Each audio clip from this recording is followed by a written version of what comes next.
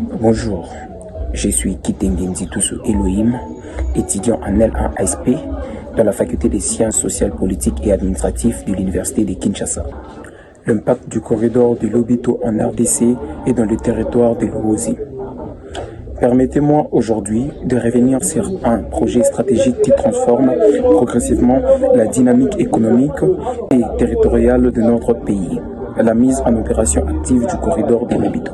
Premièrement, nous allons parler du corridor qui repositionne la RDC dans la région. Le corridor de Lobito, reliant l'océan Atlantique aux régions minières d'Afrique centrale, offre à la RDC une alternative logistique majeure. Son importance ne réside pas seulement dans le transport de minerais, mais dans la possibilité logistique d'améliorer la compétitivité économique et d'accroître son rôle dans les échanges régionaux. C'est un instrument de souveraineté économique qui nous permet de passer d'un statut de zone d'extraction à celui des véritables carrefours stratégiques. En deuxième lieu, nous allons parler du soutien direct au programme des 145 territoires.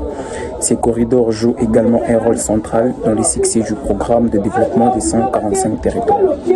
En facilitant la circulation de biens, de personnes et des services, ils renforcent les investissements dans les routes, les écoles, les centres de santé et les infrastructures locales. Autrement dit, ils transforment des politiques de développement en réalité tangible. La circulation plus fluide entraîne la création d'emplois, l'émergence de marchés locaux et une plus grande intégration économique entre les territoires. En troisième lieu, nous allons parler de l'impact du corridor concret sur la route nationale numéro 1. La route nationale numéro 1, qui relie notamment Kinshasa à Matadi, et joue un rôle vital pour les échanges nationaux. Bénéficie directement de l'arrivée du corridor de Lobito. L'augmentation du trafic et des opportunités commerciales stimule la modernisation de la route nationale numéro 1 et favorise l'émergence de nouveaux pôles économiques le long de son tracé. En renforçant cette route, les corridors contribuent à améliorer la possibilité à stabiliser le prix des produits alimentaires et à dynamiser le commerce interprovincial. Et en quatrième position, nous allons beaucoup plus parler sur le territoire de l'Uozi. Permettez-moi d'insister sur un territoire souvent oublié dans les discussions nationales, l'Uozi dans le Congo central.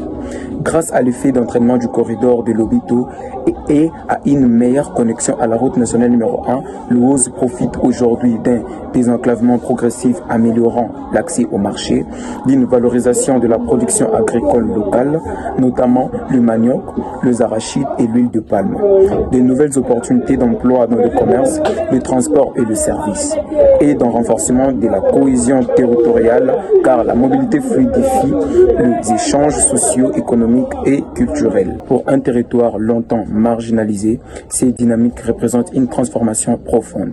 L'Uozi devient un espace économique actif intégré à une vision nationale de développement. En conclusion, le corridor de Lobito n'est pas seulement une infrastructure, c'est un levier de transformation territoriale.